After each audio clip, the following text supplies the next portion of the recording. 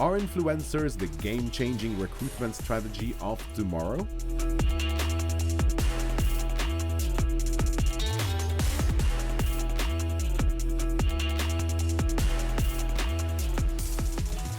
Well, good evening and welcome to AIBC and SiGMA Eurasia 2024 in Dubai, the land of opportunity, the land of success, and SiGMA Eurasia, the success maker. So we have today anchorable and high caliber speaker with us. The topic is amazing because it's about the influencer.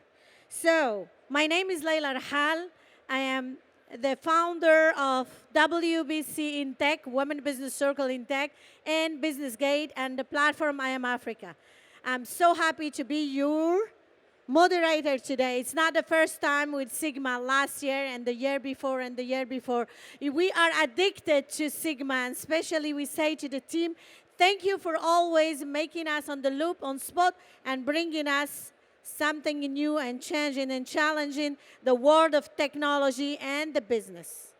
So the topic today is, are the influencers the games challenging recruitment strategy of tomorrow? Yes, we are building the future. And especially, yes, we will talk about unlock the secret of challenge, norms, and explore how the influencer hold the key of the reshaping the future of the talent acquisitions and the journey of today, tomorrow, after tomorrow. And that's why we need this high caliber today with us. We have a brilliant people who are really expert on the sector. We have with us Adam Woodley, founder of A1 Talent. Welcome. Thank you. And we have with us my lady, Lois Bright, Director of Africa and Middle East of the Conexus Group. Thank you. Can we clap the hand for them, please? Thank you. So let's move on. Today with the technology, we've seen a lot of hubs being built and a lot of influencer and a lot of challenges and change driving the future, driving innovation, creativity, and everyone and a lot of people become influencer in the sector. So our first question is, how can we reshape the perceptions of influencer in recruitment today? Can I take this Lois, one? Okay, yes. great. I think first off, let's address the elephant in the room. I think that the word influencer has kind of got a bit of a dirty connotation. You know, people are thinking about it's Instagram, it's people getting paid for things that they actually are pushing that maybe they've never used. So let's just take that outside of the equation here. I think that we need to look beyond that and think, okay, if you were on LinkedIn and you were looking at businesses, what's going on inside that business? So if you haven't got someone at the exec or C-level that's actually on LinkedIn or on other platforms, kind of pushing their agenda. But when I say agenda, we're talking about authenticity here. We're not talking about ChatGPT generating posts that go out every day via that person's profile. We're talking about authenticity within the industry about who the business is. So I think that we need to stop looking at influencers as being something on Instagram, and we need to start thinking about how, as employers, we can build our employer brand for employees and future employees via influencing through LinkedIn and other platforms. So, yeah. Thank you. Adam, taking in consideration social media, especially not only LinkedIn, we've seen a lot of people influencing each other, especially in the game challenging. What you can tell us? Yes, obviously, looking at my age, I'm very much a social media native. I'm on all the platforms, all the channels. Not. Yeah, but do you know what? It's a really interesting topic. When I saw this topic today come up, I really wanted to get involved with it because our business is all about being at the cutting edge of recruitment channels. And I find the whole concept of influencers really interesting. I really like your point about it's not about these people we see on social media and the kind of traditional influencers. It's more about how can you be an ambassador for your business. And you know, I was working for a business for 7 years. I was head of TA and recruitment for that company. And it's there that I really learned the value of that. So it's about going out there and being a positive ambassador, being authentic. I think that's absolutely key. People are wise now. They don't want kind of nonsense PR around down their throat. It's about being honest and how you communicate. But also, as a TA leader, it's about looking at your organization and spotting potential influencers within that business. Exactly. When I was at, I'll tell you a story. When I was at Betson Group, there was a CS team leader who we found was referring like 5 or 6 employees who were getting hired every single month. And we had a regular refer a friend program, but we ended up recognizing this person. I think we gave them a new iPhone or something as a gift, but then we used that person then on company literature and to promote this person out in the marketplace to back up our employer branding. So that's a big part of it, and I think that's the way you should think about it. Thank you. So as we're talking about ambassador brand or branding or how to promote the business, I've been ambassador brand for different companies, but I see in the end it doesn't help me. So let's move to how we can brand a company and brand personal branding, because today everyone wants to be famous, everyone wants to be in the spot, and we're talking about the branding. What's the rule to apply to build the personal or company brands online as strong online perspective? Yeah, okay, so interesting one. I think the thing is there's not enough training internally inside a business about the power that you can unleash by your personal brand. And I think that we need to have more advocates inside businesses to understand what your personal brand can do to not just catapult you, but catapult the business. And I also think things like this. You know, if there are businesses out there that just are never turning up to events and actually speaking on panels and getting their name out there in terms of becoming thought leaders, because I think it's all about thought leadership. You know, it's very well thinking, okay, we're going to go and push the personal brand or push the actual brand you work for, but actually you need to start building your voice. Your voice is important. The authenticity of what you're talking about is important. So I think that around that we need to be, like Adam was saying, you need to find people within inside the business who have a natural affinity for wanting to speak about the things they're interested and passionate about. And then to that point as well, I also think from a branding perspective, we can learn a lot from, again, going back to the point I made about the influencers not being, you know, people pushing paid partnerships on Instagram. If you look at someone like Stephen Bartlett, you know, Diary of a CEO, yeah. He is incredibly successful. He's in his, 30s, so he's of that generation where he can influence people. But I actually saw, I don't know, a couple of weeks ago, he was advertising for a PA. I mean, this guy's, you know, bought and sold big businesses, and he still is doing his recruitment for if you can put it the best way, for low-end roles within inside the business. And I can imagine he would have got thousands of people wanting to apply to the position because it's him. So I feel like we can learn from these bigger influencers who aren't necessarily in the industry we're in, but to understand how you can start building your personal brand, and then it sort of transcends the company brand. So yeah, that's how I feel, I guess. Thank you. It was amazing, yes. Thank you. Adam, please. Yeah, I think a lot of people, they don't think about their employer brand and their personal brand, and they don't consider it early enough in their career.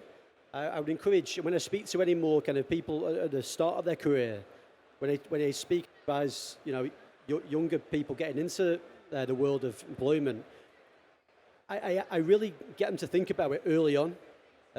Think about how you're perceived, how people perceive you, where you want to be, because it all adds up. What people don't realize is there is a symbiotic relationship between your personal brand and the employer. So a lot of people don't like putting themselves out there and being the spokesperson for the company because there's nothing in it for them. It goes both ways. So by being an ambassador for the business you work for, you get to promote yourself as well. Exactly. And that will turbocharge your career. So we can say be an influencer and brand yourself properly and brand your business, but take in consideration the other people who are following you, and especially the kids. You have to be tolerant when you branding yourself according to the norms international, because in the end there is a rules. We cannot brand ourselves in the way we want. We have to follow the globalization and the rules for the business.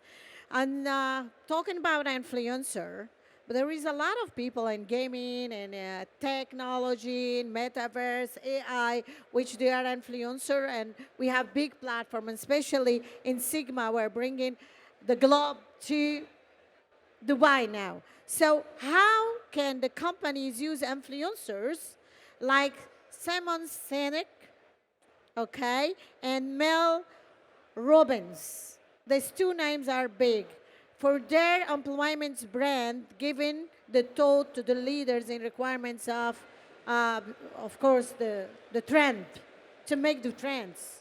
Yeah, so I think, if you are, I mean, look, I probably spend too much time watching podcasts and, listening to these people, but what I do think is that it comes down to the authenticity and the storytelling. So actually, when you engage with these people, and if you are interested in these people, then they have a lot to add to the employment market in terms of what they are promoting, in terms of who you are, and it all comes down to authenticity. I think that everyone knows, going back to the traditional influencer model, you can tell when someone is pushing a product that they probably never even touched. They just got sent it, got paid for it, and then they're pushing the product, and they're hoping people will obviously buy the product. I think it comes down to authenticity. So if you watch these influencers, they're often very vulnerable. I think that vulnerability and authenticity go hand in hand. So I think the biggest thing is that people don't want to put themselves out onto a platform like LinkedIn and perhaps share something. And I'm not talking about sharing lots of personal things on LinkedIn, but sharing your journey, sharing your story. So I think we can learn from these bigger influencers in terms of how do they impact the thinking of what's going on in the greater workforce. So yeah, that's kind of how I see it. Adam, I have for you another question. So what's the strategy making the companies and the leaders influencer? Because we see a lot of people influencing others, but there is a leader influencer, a leader servant, a leader who is making the big impact, like we see today in SiGMA. We have a great leader with influencing the world with what they're creating. How you can see that norms happen with those people, and what your tip to them? Thank you. I think culture comes from the top. I see it with all the businesses that I work with. The ones that have the great culture, they've got great CEOs, and the culture it drips through the business. So these people can be coached, but it's got to be authentic. It's got to come from them. So leaders have to have it in them. They have to see the value in it. But I mean, they have to put themselves out there, not hide in offices and hide behind ivory towers. It's really important for leaders to be the face of a business, to get out there, to impart the culture and their personality of their business and themselves, and get it out there and form a key part of their employer brand. So getting out there, speak, come to conferences, when they're in the office, if people still go to the office, make sure they're seen, approachable, and these things go a long way. Yeah, you can add, please, Lois. So I think we've talked quite a lot about the influencer thing, but actually we haven't actually then talked about what the impact is on recruitment. And I think Adam's touched upon this, which is, I think that nowadays to build a good employer brand, you have to have the top. It has to come from the top down.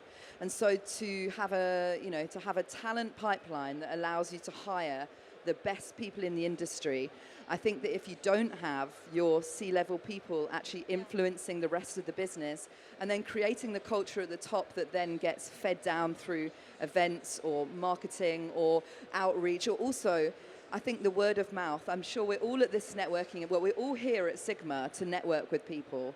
And I still believe, going back to actually the last panel with regards to AI, you cannot replace face-to-face contact. And I think everyone who was obviously impacted by COVID when there wasn't that face-to-face contact, you really can understand and harness the ability to reach out face-to-face. And I think that if you've got prominent leaders from businesses who are at the conferences, who are speaking on panels, who are seen to live, breathe, and sleep their values, I think that's influencing in its own way. Influencing isn't just a digital, isn't just a digital format. So thank you. Lois, as we are driving the future and we are moving to digitalization and AI and influencing, you think that the executives, because we have 3 categories of executive, yesterday, today, and tomorrow. And that's why the big challenge and impact. How we can deal with the executive from yesterday and the executive of today and the future which we are driving to digitalization and those platforms which we have diversity, inclusion, humanity, and we have the globe coming in big and small screen. What is your vision as leader and influencer and executive with these people, how you can shape the organization with them, and you have 3 categories. Thank you.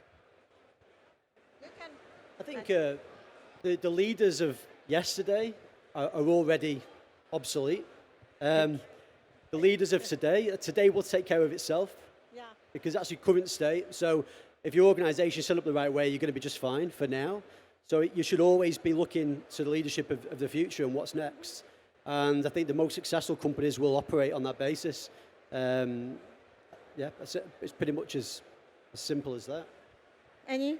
Yeah, I think, look, going back to my storytelling and authenticity part, I think that you don't necessarily want to have a marketing team that takes over a CEO's LinkedIn account and goes and posts. But if that CEO is great in person, and actually I can't name the name, but I know of a CEO of a very large, prominent iGaming business, global iGaming business, who actually just does not like anything, doesn't like going to events, doesn't like being around too many people. He's a visionary, but he's a visionary in a different sense. So I think that there's opportunities for marrying up of TA teams, marketing teams, behind the scenes of a business to influence internally what needs to happen to keep up with the times. So I think Adam's right. You could say people are obsolete, but I think we also have to move with the times. We can't just assume that you've got leaders at businesses that will not be there in 10 years' time. They will, but they do need to move with the times. And I guess that needs to be educating